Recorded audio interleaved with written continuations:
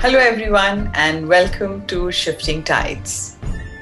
We have seen quite a lot in our earlier episodes and even what's going to be coming now, that more and more people who are coming from a background of science are now coming on to understanding spirituality and also being practitioners of a certain modality or a certain modality of healing or a certain path of spirituality, and they become really strong followers.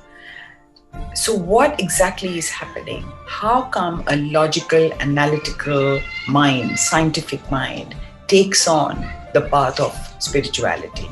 And what is it that triggers it? Or is it that where spirituality ends, science begins, or vice versa? Well, today we have Julian Polzin from Germany. Julian, a practicing psychotherapist, and today he is a spiritual therapist, a spiritual teacher, and a writer. So we welcome Julian Polzin. So hello, Julian, and welcome to Shifting Tides. Well, thank you for having me, for giving this platform so we can speak about transformation, evolution of consciousness, and see where it leads us. Absolutely, absolutely. So Julian, if you had to introduce yourself, because I haven't said much about you, so if you had to introduce yourself, who is Julian today? That is such a difficult question. And I will say why it is a difficult question. Every time you ask for any sort of definition, you ask me for a limitation. You ask me for who would I be if I would tell a story about myself. Of course, for the sake of convenience, I will say a few things. Yeah. But those who are listening, I want to be very clear. This is not me. This is a story about me. It's a tremendous difference, as it is for everybody as well.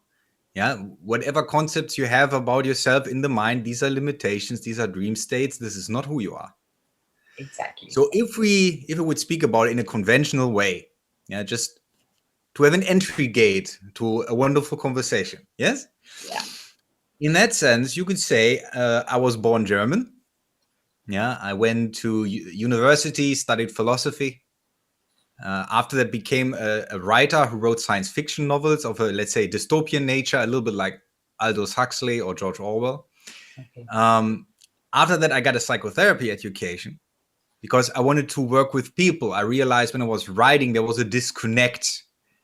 I wasn't really sensing how I was impacting the life of people. There was a gap between creating the art and how actually people would receive it or experience it. That's right. So there was a wish in me to interact with people more directly. Mm-hmm. So this is what brought about the psychotherapy education. But then, as it often goes with little ego stories, the little ego story was, okay, I'm a psychotherapist now. I'm going to build my life around it. Yeah. Right. I'm going to get up in the morning, I'm going to assist people, and then I'm going to get comfortable. But something in me could not get comfortable. So after experiencing a loss in life. Okay, hang on. Now we'll get on to the big question. The big question. And the question is that, as you know, Shifting Tides is about that one moment. It could be one or series of moments through your life that actually make a huge shift in your life. And usually, as I've experienced talking to people and also in my own life, that these shift moments or shifting transformative moments are very painful. They almost bring you down to your knees and then you are made to stand up. So what was that one shift in your life? So usually what brings a shift about is when we are faced with impermanence. And because when we identify as human beings, we try to cling to something. We try to find comfort or safety in something, and we try to make something permanent that isn't permanent. And once we face the futility of it, we see the futility of our egos. And how that happened for me, I was clinging to a relationship that at some point I ended, but I couldn't accept that I ended the relationship. Now, if I look back, I went through several relationships, and as many in the West, but probably not only in the West, we are programmed through media to find liberation in romantic love. Yeah. But that's a deep confusion, because there is no liberation in romantic love. Yes. And to ask that of a partner is a very, very cruel expectation that you have towards people. They're supposed to make you happy or liberate you from your ego, because they cannot. Exactly. So as such, when the relationship faded away, and it wasn't the first relationship fading away, I realized that I could not own happiness. So something in me gave up on happiness. And I started doing something that at the time I didn't understand yet. Mm-hmm. Next to where I lived, there was a beautiful graveyard. Mm-hmm. So I started walking on that graveyard every day, probably for half a year. But not only walking there, but sitting on the benches. And without knowing it, I was beginning to meditate. I didn't understand it yet, what was happening. But initially, I thought, well, I'm a psychotherapist. That's the ego talking. I'm a psychotherapist, so I might as well resolve the suffering analytically. So I tried to analyze my mind. And the pain became more and more ridiculous. So ridiculous, in fact, that it reached a threshold where it wasn't believable. So I started doubting the drama in the mind. And at some point, I had a very, very simple thought. And that thought was, I am so tired of fighting this pain. So something in me completely let go, no resistance towards the pain. And what happened then, well, there are many names for it. The Japanese would call it satori. Yeah. The Indians would call it samadhi. But what happened was a switching off the ego. That means there was no psyche. There were no observable thoughts, no observable emotions. There was no sense of time. All vanished in an instant. So identity was eradicated. Wow. And then I was sitting there, not thinking about it, because that would jeopardize the state, but sinking into it deeper and deeper and deeper. And I suddenly realized, well, I'm not my mind. I'm not my body. I'm not my emotions. I'm not my memory. And there is no time. So to understand this, suffering requires time. You need to have memory, and you need to have imagination that you create from the memory that becomes your fictional future. Exactly. And that is the experience of time. So when we try to find salvation in the mind, we use the intellect. But once we step out of mind, this is when liberation occurs. When all identification with the one who is creating the drama stops. So then I began to slowly understand what I did on that graveyard. I was practicing to die. Many people, when they're desperate, since I've been working as a psychotherapist, they contemplate suicide. But what they're actually trying to do, they're trying to kill their ego. Yeah, it's and they ego don't death. know how. Exactly. Yes. It's ego death. And because they don't know how to bring about an ego death, they try to kill the body, because this is where the mind is. Yeah. At least the lower mind, so to speak. Yeah.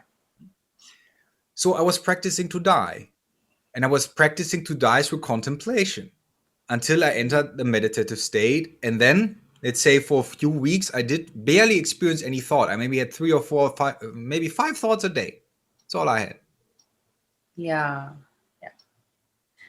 But then over the course of time, from a psychotherapist, you actually turned to a spiritual therapist. How did that shift happen? Well, even though that's a wonderful story, even that would be a limitation. You see, if I call myself a spiritual therapist right now, how can I know what I will be tomorrow or after that or after that? If I cling to a story, I limit myself. But for the sake of the argument, there was a very profound understanding. And that understanding was the following. You see how many psychotherapists in the West are getting interested in mindfulness. Yes. Well, for those who have studied cognitive behavioral therapy, for example, well, a cognitive behavioral therapist is a little bit like a programmer. Yeah, he looks at your behavior, he looks at your brain, he says, well, you have dysfunctional programming, that's why you're suffering. Let me give you a more adaptable program, a program that serves you even more. Yeah? But it's still a limitation, it's still a program. And I realized, whoa, the way out is not to exchange a program with a program. It's about going beyond all programs. Yeah. Stepping out of the matrix of the mind completely. So I started teaching my clients how to be mindful, how to practice Zen or meditation, dhyana, how you want to call it. And I realized they got better twice as fast.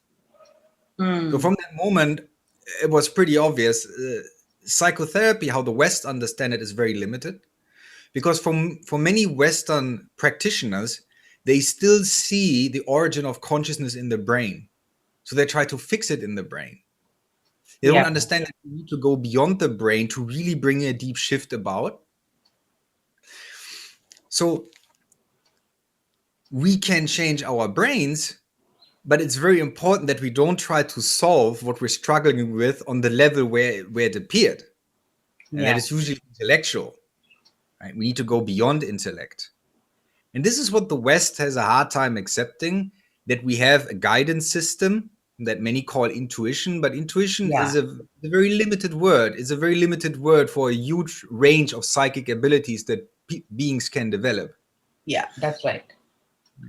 So as I hear you, I feel that you are. It's a real gift that having a science background and understanding human anatomy, and then understanding also the human beings at a soul level, the combination is so potent in terms of healing, holistic healing. Am I right?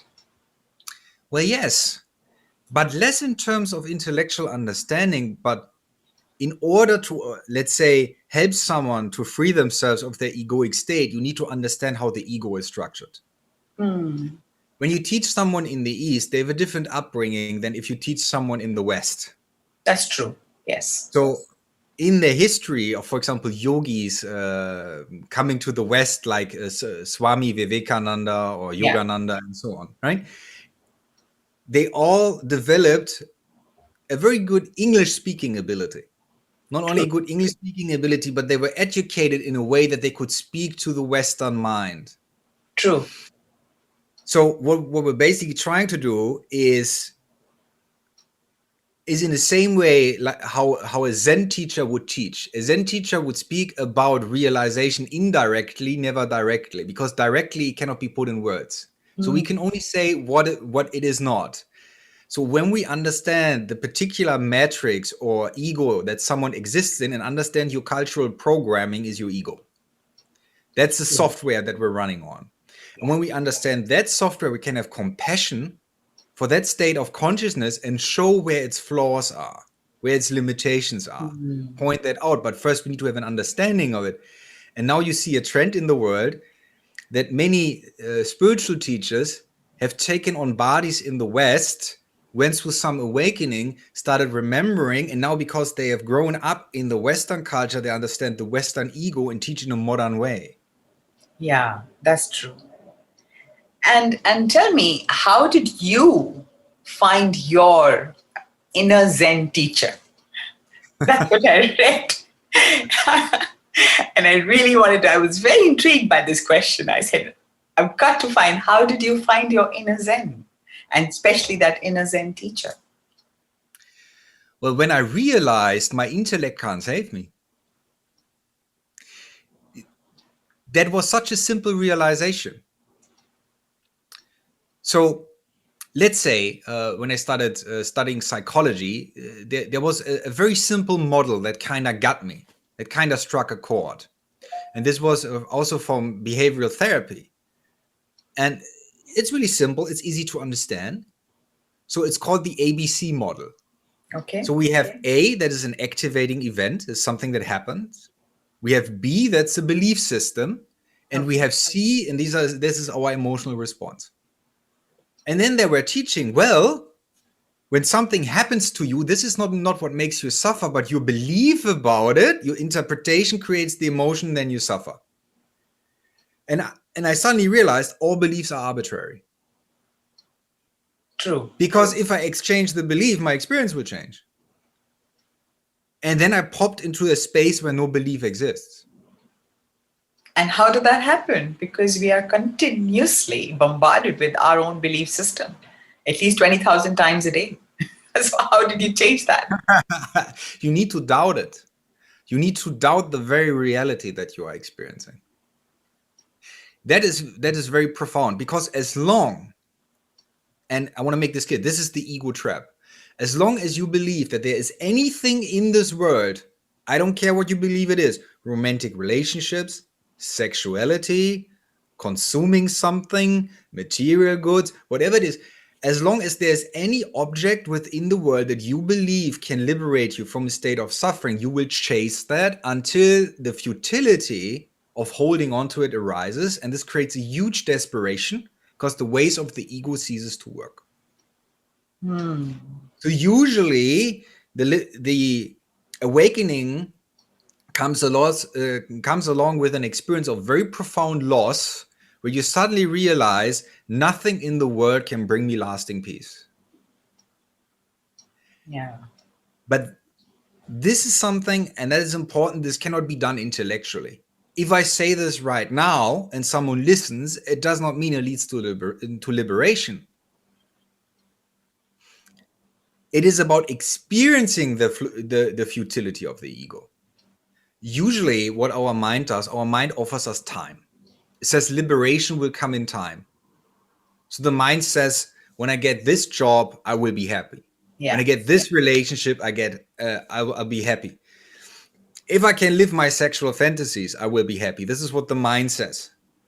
But once you get a taste of what your desire is, you very quickly will figure out you can't hold on to your desire. Your desire will fade, because everything within this world is impermanent. And this is where the ego gets crushed. Because the ways of the ego will lead to more and more suffering. If you get what you desire, you will try to keep it. Now you are afraid to lose it. So even if you have it, you will suffer. Yeah. Well, when you lose it, you will try to get back there. So you have to expend a lot of energy to get it back, which is also suffering. See, it's all effort. Yeah. So no effort can lead to liberation. It's an effortlessness that needs to arise, where we surrender our intellectual activity and our desires to our own inner guidance system, to our intuition. But in order to realize that is even a possibility, we need to fail utterly. That's true. That's so true. Yes. Yeah. And that's what people are struggling so much these days, because they are not able to fathom the ego battle. There's so much of an ego battle going on all the time. Am I right? Well, that's what they experience in their minds, of course. Yeah. They experience a very strong ambivalence and inner tension, but they don't understand what the cause of the tension is. Yeah. The cause of the tension is between the ego structure and the soul. Because the soul wants to break through the ego. And in a practical way, if I have, let's say, a meditation practitioner describes it to me, what they would say, where they sit in meditation and suddenly they feel an energy arising in them and they get scared. Yeah. The energy that is arising is their soul's energy, but because they have been identified with their mind and their body, they think it's a foreign invader. So we are basically being programmed every time something intuitive happens to think it's a fluke, to think we made it up, to think we're going crazy, to not surrender to it. So you have the state between the ego, where the soul tries to break through the ego, and the ego basically tries to keep the soul in the basement. And this is an inner state of tension that cannot be resolved. Yeah. Except when we realize the ego is illusionary. That's true. So what we see in the world, if you will, you can look at the tendencies of people. There are people who have more of an extrovert nature, if you will. But these are often young souls who are more interested in the materialistic experience. There's nothing wrong with that, but it's an orientation towards the world. But once we turn inward, we become introverts. That means we want to regress into realization. Yeah. Many do not know that is possible as of yet. And also, I have I've noticed that people who are walking the spiritual path, or wanting to seek more, they usually have very troubled minds.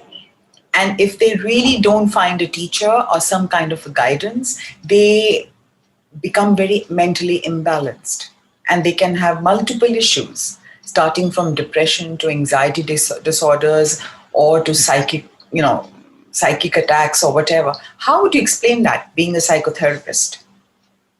All right. So let's say when we are children, we express ourselves authentically. Yeah. For example, for those of you who have pets, who have like dogs and cats, you know they express themselves authentically, right? That's right. Yes. Young children do this also because young children have not, as of yet, received the programming. That's true. Right? Cultural programming is a software that your brain runs on. Now, what happens is this.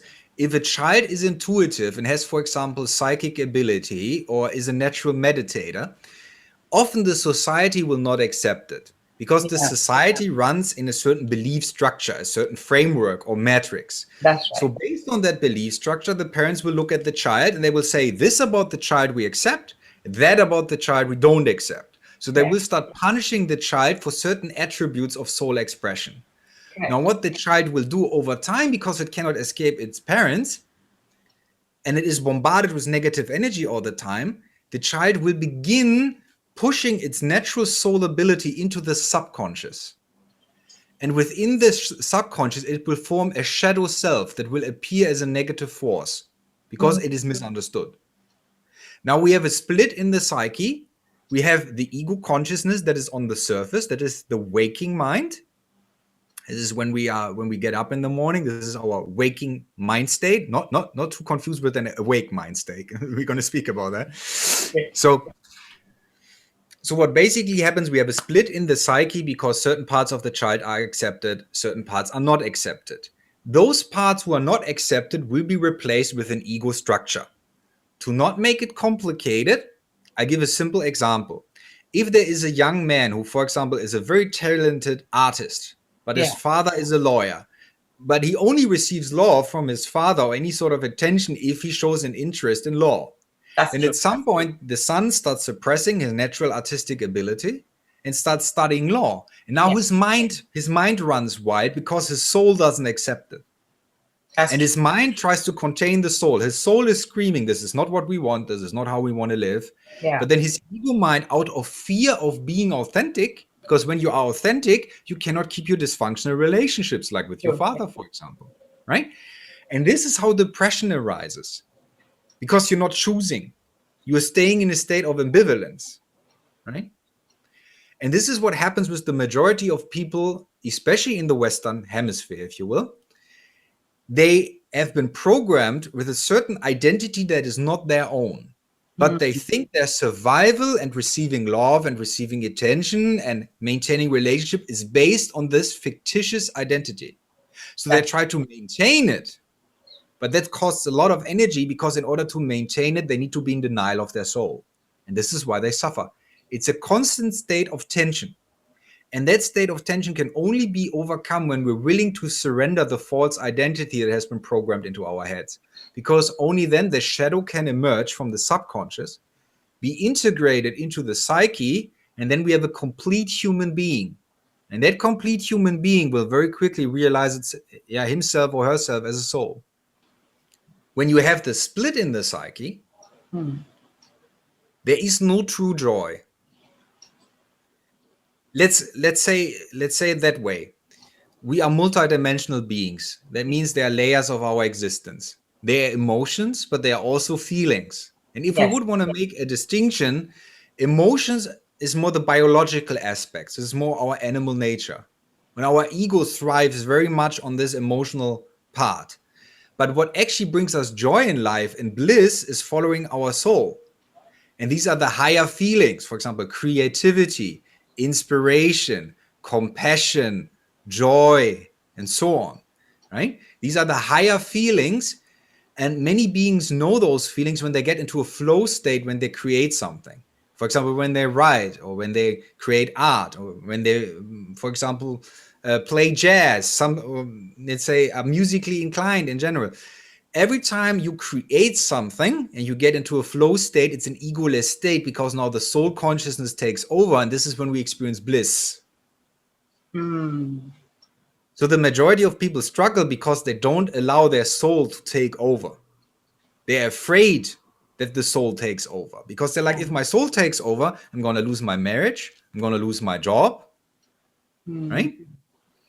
So the majority of people lives in a mental prison because they say, I'm going to keep myself confined into an identity the matrix has prescribed towards me.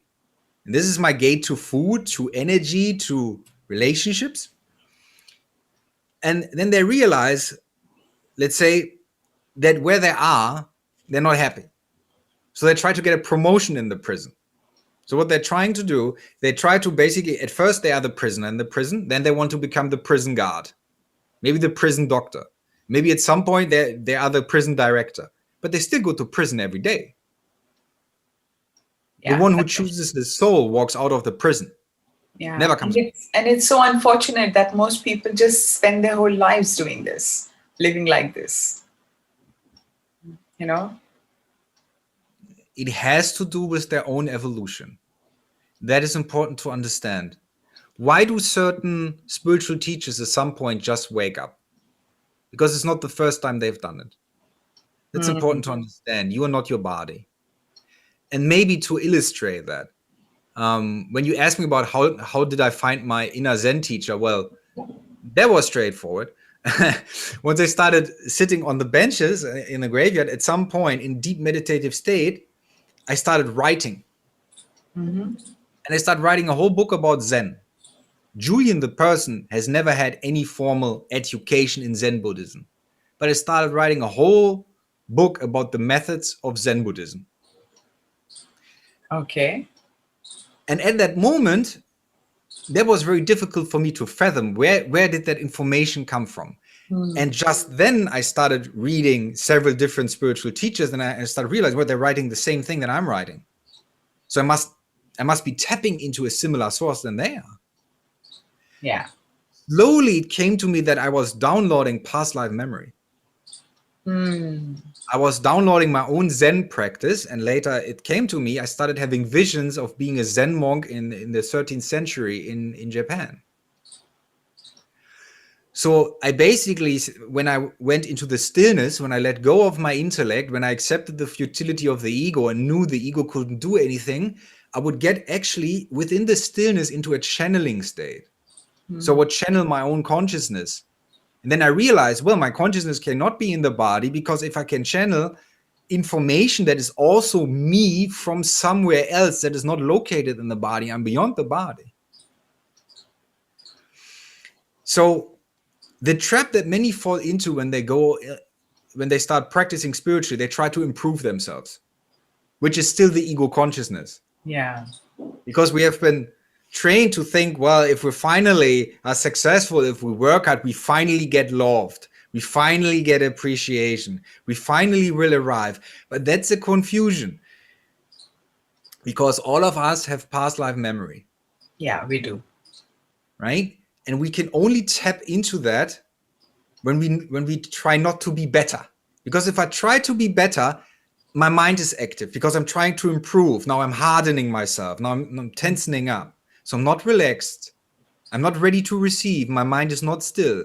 But when my mind is still, I can act from hundreds of people, from a memory of hundreds of people, or I can try with my current intellect to solve my life. Yeah. So I have a choice to act from one person or one ego, or to act from hundreds of egos that is the soul consciousness. Yeah. What? But you know, when that was happening to you, and even though whatever was happening in your environment and what was happening to you as a person, anybody under normal circumstances would really feel a little scared or fearful of what is happening to them. You know, in terms of your real identity, whatever meant, what was important for you no longer had any relevance in your life, or whatever you were pursuing, you felt absolutely there was no need for it to pursue any longer because something else had taken over. So were there any moments of doubt or fear or hesitation to walk the path which had opened up for you? That's a powerful question, because initially there was no doubt. Because when you wake up and you experience samadhi, there's no person that could worry. The person is annihilated. That's true. You just experience your own presence, yeah, the nothingness that is the presence, the primordial awareness. This is what you realize as yourself. And everything else you realize as a dream content. Yeah, you watch your own body as if you watch a movie, you watch your own psyche as if you play a video game. Yeah. It's like a distant happening that is not you. You're not caught up in it. And therefore there is no suffering. But now, and that is important for any mystic who starts developing psychic abilities and starts remembering past life, this is where the spiritual ego comes in. So the initial awakening where all identity is annihilated is utterly liberating. There is no fear in it at all. There's no worry about future because no future exists in there. Yeah. Because the now is not the now. The now is eternity. Once you enter the now, you realize yourself as eternal. Well, if I'm right now, I'm always. So why should I be scared? Yeah. It's a very powerful realization. But after that, we start downloading soul memory. And then it's very easy to fall into a trap of identification. And this is what the Westerner knows as psychosis or schizophrenia. That's very important to understand. Because we need to be very well trained in meditation not to get caught up when multidimensional information arises. So I give you a very simple example. Let's say I would have a client, that client starts meditating, and at some point they remember during the meditation process some sort of past life in which they were famous. Okay. Now imagine they're sitting right now, they're poor, they have no money, their life is hard. Yeah. Now the ego trap is they start identifying with the past life, so they stop living in the present. Yeah. And they get into resistance to their current life experience. And this is when they become psychotic. Oh. That's important to understand. This is the trap of every mystic. So there are many people who ask me, why don't I remember? They ask me, why can't I remember my past lives? Because it's very simple, because you are not ready. If we would experience our past lives, but we still react to life in our present life, we still react, we still have conflict, we still get upset, we still get triggered. What do you think will happen when we suddenly experience the emotions or experience of hundreds of people? We would be overwhelmed. Our nervous system would not be able to handle it, right? Yes. So the path of the yogi or the path of the Zen monk is initially the sole focus on breathing meditation. Why? In order to stop reactivity.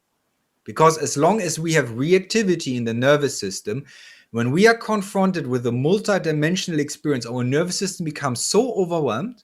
It's like you're watching 10 movies at the same time. And then the mind will try to identify with something, try to create a story from it. And then a spiritual ego is formed. And that spiritual ego will try to fight the soul's energy. It will pick something from the memory and says, that's me. So I give you an example how that happened to me, because there's some humor in it. Yeah. Very fascinating, yes. So when I started remembering the life as a Zen monk, at some point I started wearing kimono. I created a Zen school. There's a reason why you're laughing. You already understand it. So I basically, because I thought Julian right now is not enough. In my past life, I accomplished this and this and that. So I got to build on that. I started identifying with the memories from my past life. Right. So I started to emulate it, but it was insincere. And I was wondering when I was teaching and practicing, why don't I feel joyful? Why do I feel so harsh? Or why do I feel so stiff when I do this? Because I was imposing a limitation on myself, right? My ego mind tricked me in that moment and said, okay, let's identify. If we can't identify with the past of Julian, let's identify with the past of Zen Master X. Yeah, exactly. I'm not saying names, but let's do that. So that became very humorous, because later in life I got in contact with Hindu culture and with yogis, and through contact with that culture, I started remembering also past lives of having lived in India as a spiritual teacher. So then I realized, I got stuck in the Zen thing. Therefore, I was limiting myself, so I couldn't remember the rest of myself, if you will, or the totality of my memory. So that is why It's very important, before we develop any psychic ability, we need to be peaceful. If we are not peaceful, if we cannot surrender to the eternity right now and drop our egos, once mystical ability arises, past life memory arises, ability arises, the chance for spiritual ego is there, and the chance for psychosis is there. Now, when we speak about psychosis or schizophrenia, one of the very typical causes of it is, for example, the Kundalini rising. Yeah. So when someone has their Kundalini rising, but they're not spiritually mature enough to handle what they start hearing and seeing when it rises, because they will very quickly become psychic when the Kundalini rises. If they have not had any training, over several years of meditation practice, of yoga, where they learn to be non-reactive. Well, if your mom-in-law can trigger you on the phone, you don't need to trigger your Kundalini. I want to be straightforward about that. And this is what we're seeing in the West. People start waking up to their psychic ability, but not being spiritually mature. So they run to the hospitals, to the psychiatrists, they get medicated, because once they have some sort of psychic sense, they get so overwhelmed by it, their egos get so scared that they want to be drugged back into the matrix. They want to turn it off instead of learning how to integrate it. Does that make sense? Yes, it does. It does. In fact, there was something very beautiful which was written on your, which I read on your website. Whether it is art, science, writing, or love, it will need space to exist. That's what you had written. And yes. So when you found that space, of course, you have already shared that what was created was the book on Zen Buddhism. Yes. But did anything else come about? Anything else was created besides that book? Because then you were living in that space for much longer than just a momentary thing, right? Well, to understand it, it's a gradual process. Because what I just spoke about with regards to past life memory, what happens is this like initial awakening or the samadhi experience or satori or however you want to call it, when that arises and there's an experience of ego death, after that, the soul will reverse engineer its origin. So through a process in time, from the human experience, you get to know yourself. Because when the spiritual process is triggered, there is no going back. So your soul will pull you into realization. So the initial samadhi state is not the enlightened state, because it cannot be maintained yet. In order to maintain it, we got to free ourselves from our karma. And then the yogi starts burning through his karma. And every time the yogi burns through a portion of the karma, a bit of the amnesia is lifted, a bit of the veil is lifted.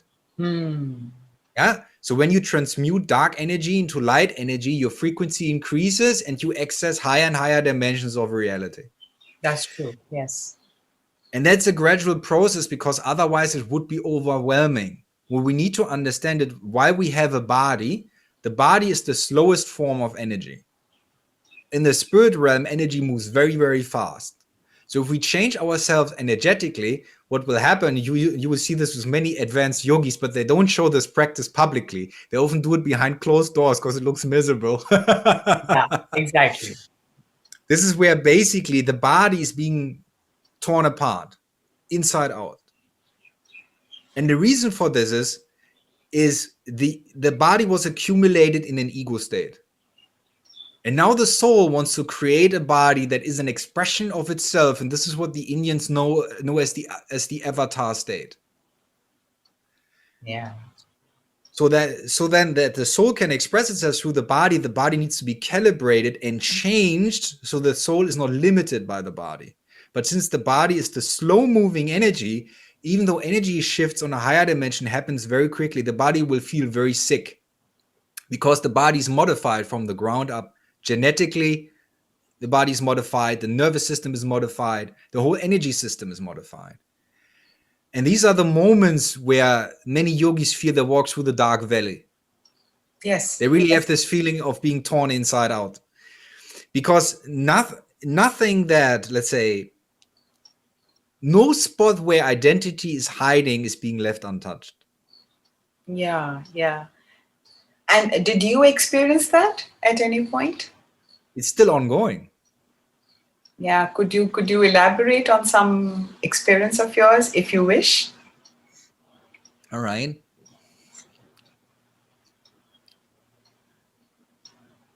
So let's say every time you experience a fear in life, it's because of egoic attachment. It doesn't matter what it is. Yes. And usually what it involves is that I find that something causes a fear, and then I start meditating up on the fear. I'm doing an archaeology, basically, of my energy and of my memory. So what many yogis will do, they will use their third eye and they will turn it inwards. And then they start scanning their energy body. And at some point you will realize, if I focus on my body is connected to my energy body with the nervous system. So if I shift my attention away from my intellect into my body, at some point I will feel the energy that is in contact with the physical vessel. And then we start feeling often pains, tight spots, or areas in the body where we feel there's like a sense of nausea or something that repels us. This is dark energy. This is where the karma body sits. That's Now, true. when we shift all our awareness into the karma body, what happens is, if our psychic abilities are developed, we start downloading or decoding the past life memory that is in the karma body. And then we can see how our current behavior is actually caused by past life trauma. So there are many instances where we react to something, and I also have experienced this with clients, that they can't find a current life trauma why they are afraid of a certain thing. Until through the meditation process, we start digging it up. Now, once the past life trauma is seen, it's very important to develop a compassionate understanding of what we see. So usually it's an act of violence or an accident that occurred. Yeah, there are many mystics who have experienced being burnt alive, nailed to a cross, and so on. Yeah, many mystics have experienced persecution in their past lives, and they still carry that when they come back. So suddenly they are afraid to go public with their knowledge because they have, for example, that past life memory. So what they need to do is turn inward in meditation, surrender to their guidance system, decode the information, re-experience it. And now that's very important. Karma has a certain energy frequency, and it's a low energy frequency. Now, if I look at the memory and I forgive, for example, the ones that have acted violently, but it can also be myself that has acted violently. It's very important. There's not a single saint who is a saint. I hope you get that. All right? Yeah, they become saints by realizing that they're not saints. Exactly. So when you see those acts of violence that are usually born out of an ego state in an earlier lifetime, out of an ignorant state, once you forgive yourself and forgive those who are also involved in the painful memory, the energy frequency of the memory now suddenly shifts from a lower vibration into a higher vibration. And it ceases to be a limitation, and the trigger disappears from your life. And this is a tiny ego death. So we're basically killing the ego in increments. What was the painful experience or the ego depth which you continue to experience? Like, it is a process. So do you feel that you have finally reached a point where you have let go of everything that you were holding on to, including the current life's trauma and the past life's trauma, or there is still more to process?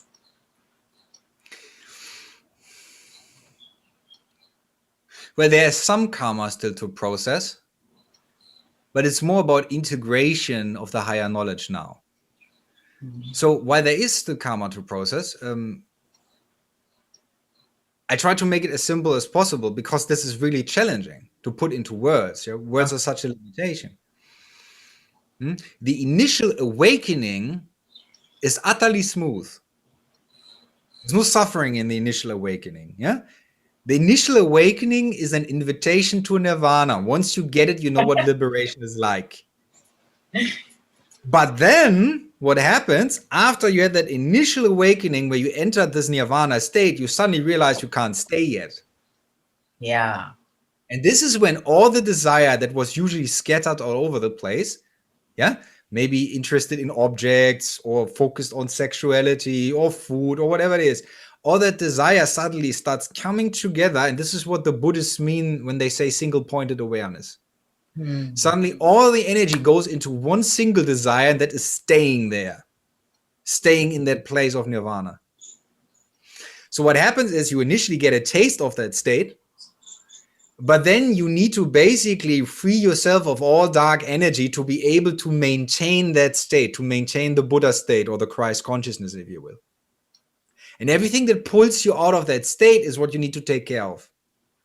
So what will happen in life, and this is a little bit funny because sometimes someone who's deeply involved in this type of shadow work of clearing oneself of karma, they experience on a subjective level getting a slap in the face every day.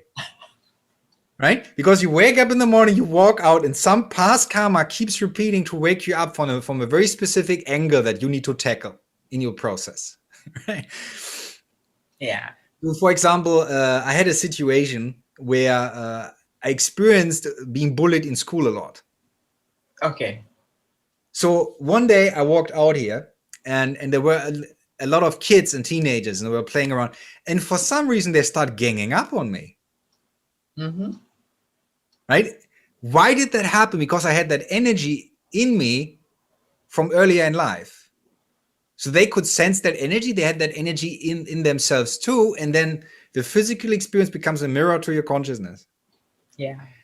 But then I responded differently to it than I did in the past, and then the karma dissolves. I see. So there are two ways of learning. One is through the physical experience. That's going to be very painful. And the other way is turning inward by letting it happen through grace. That means you just relax. You let your guidance system take over. You get your spiritual teachers on a higher plane. You let them take over and let them explain to you what the hiccup is.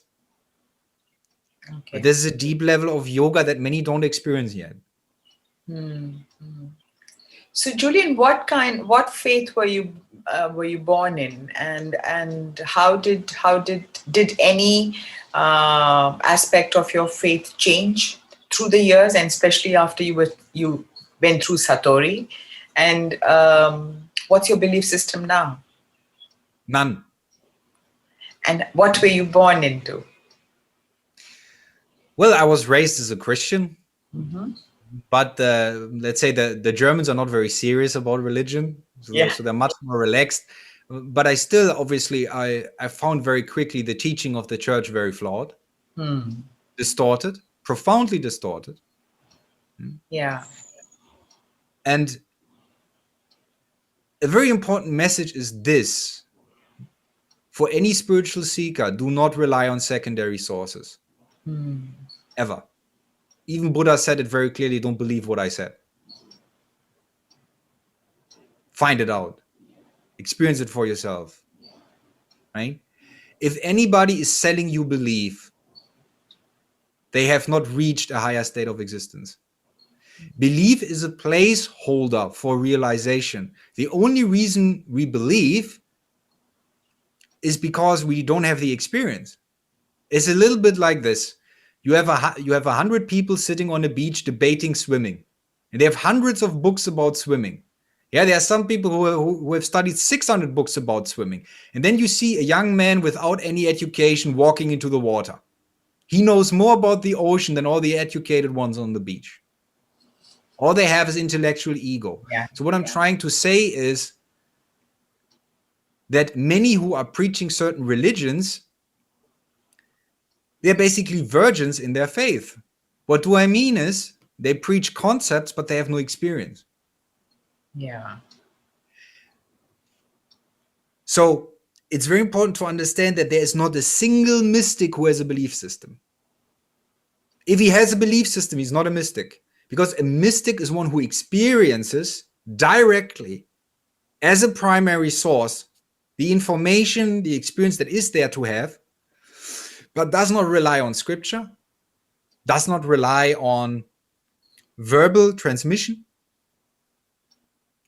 So what you will find is that when beings are waking up, they have very little interest in beliefs, no interest at all. Yes, that's Yeah? what I'm seeing around. Absolutely. And I want to say it very clearly. At some point, I started speaking to ascended masters in meditation every single day. And they came from all religions.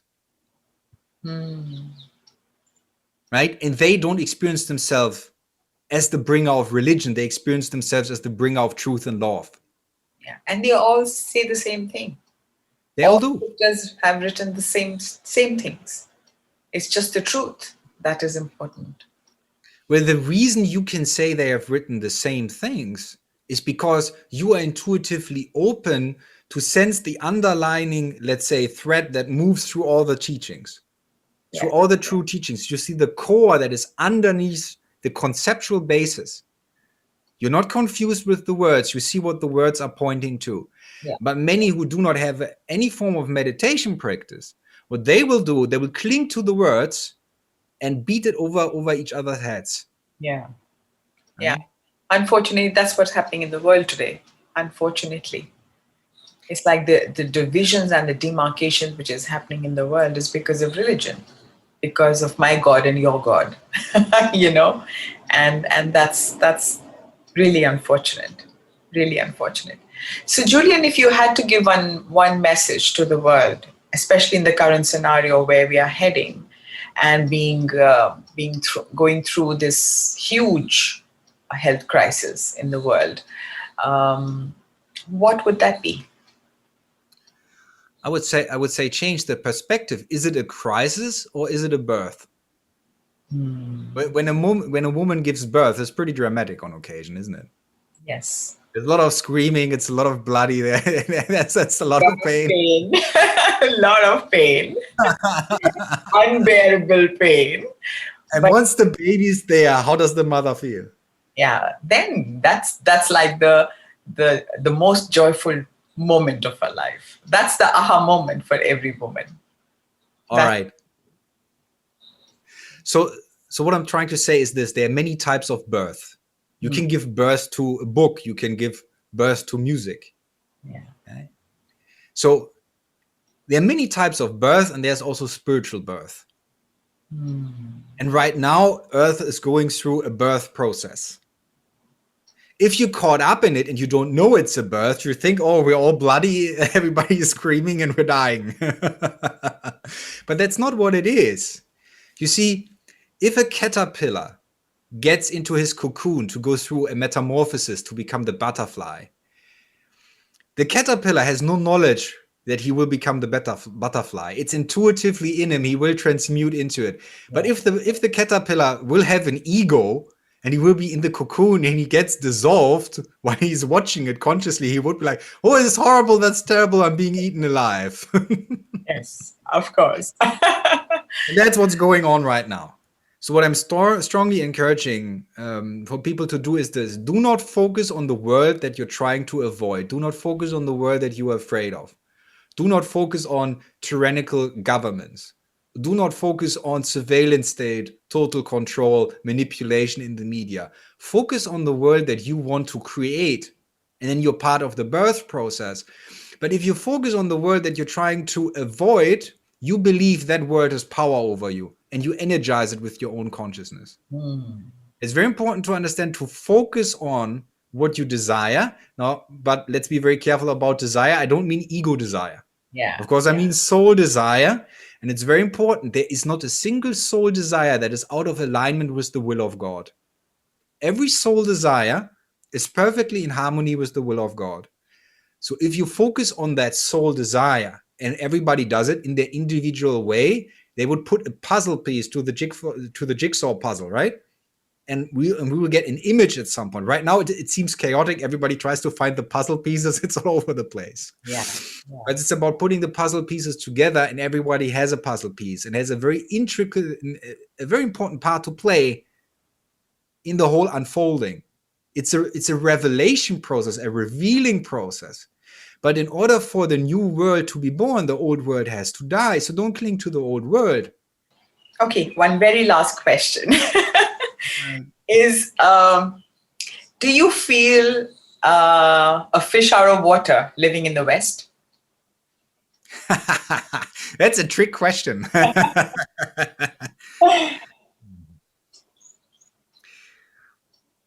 I will try to say something without saying too much.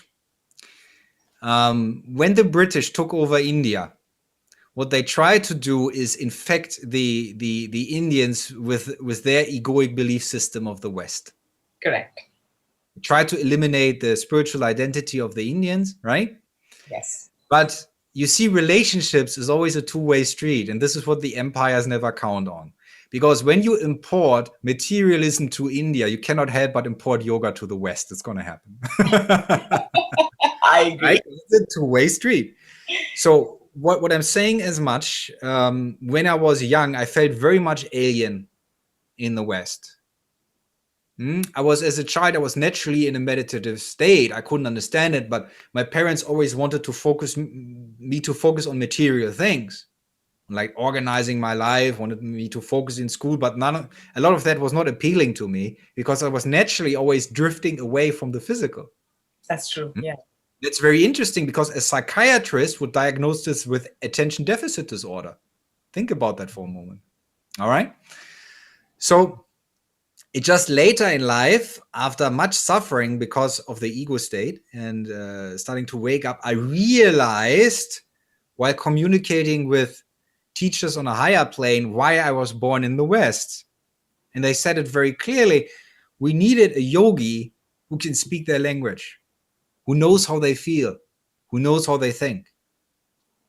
Because then we can teach them with compassion. Ah, right. If I would have born in India, or if I would have born in Tibet or Nepal or Japan or whatever, and I would have traveled to the West, it would have been a different type of adaptation. I would have not been able to relate culturally as well. So, true. Yeah, it's basically about taking the deep dive and then transforming it from inside out. But now I go to the East, as you know, in order to remember more of my Eastern self, and then I can bring that back to the West as well. But to be the bridge, that is important between worlds, to bring fusion about between Western culture and Eastern culture, because there is wisdom in both. Yeah. And you do feel that you are being accepted more and more in the West now? Well, there are many people who don't accept me because they don't accept themselves. And there are many people who doubt me because they doubt themselves. Right. So it is very, very natural. Let's say, I give you an example. If there is a powerful master sitting somewhere and someone who has a lot of ego and a lot of dark energy, and let's say, well, there is a term that we used to use, but because of superstition of many people, it's very difficult to use that term now if we speak about demons, for example. But let's say someone has a lot of demons. They cannot even stand sitting in the same room with a master. True. They would feel great pain. And the reason they feel great pain, because through the light of the master, their darkness is being illuminated, and the darkness is a parasite that has taken over the consciousness of that particular being. And the darkness will say, well, that teacher, he probably has some corpses in the cellar. Something is wrong with him. So it will start projecting. Yeah. We'll use the teacher as a projection canvas, right? So often people will run away from a teacher because they're running away from themselves, from their own darkness. They're just pretending it's outside of them. This is what you will experience. So I encourage everyone, if you meet a teacher and everything in you is terrified, stay. To understand it, if I would give a metaphor, an image, a very simple image. Think about, you would have been living in a cave for 10 years, in a dark cave, and you would have not seen daylight. One day you find the way out. Suddenly your eyes are not adjusted to the light and you're blinded. But being outside is your natural state. Living in a cave is not. But then you're blinded and you suddenly get scared of the light, and the first impulse is to run back into the cave. That's true. Yeah. And this is what happens with many when they meet a teacher. Yeah, they're blinded by the light, but I would encourage them to wait until their eyes adjust.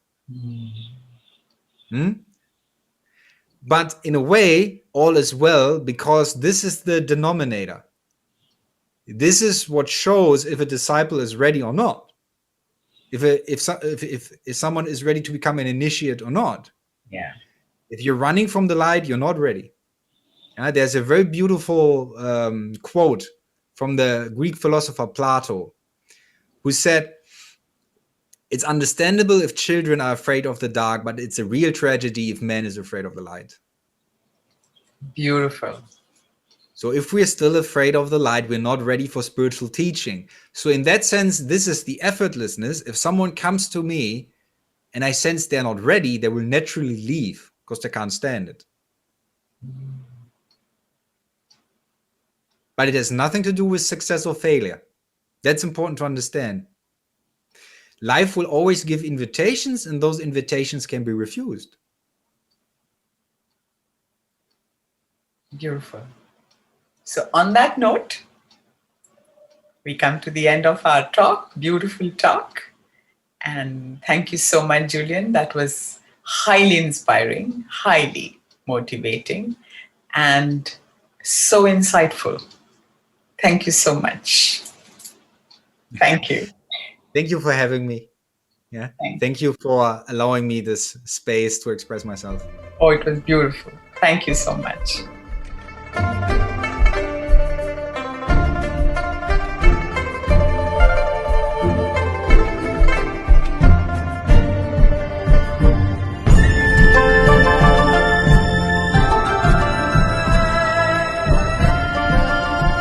So that was Julian Polzin.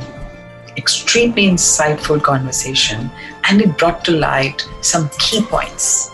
And one of the key points is that in the midst of all the troubles and stresses we go through on a daily basis, sometimes, being human, it is natural to lose our mental balance. And also, we also get so pressurized by our environment that we come to a point where we are not able to really have equilibrium or a sense of equanimity. And it's very easy for people to label them as mentally unstable, or they need a psychiatrist, or they need to go to doctor, or get some kind of antidepressants and all that. But talking to Julian, it made me realize that we have to seriously think it through as to, are we going through a moment of awakening? Are we going through a period of understanding that there is something more to what we need to discover in our lives than our current reality? Really, let's think about it. So we look forward to having you for our next episode a couple of weeks later. But do like, share, and subscribe to our channel. Goodbye for now. Bye-bye.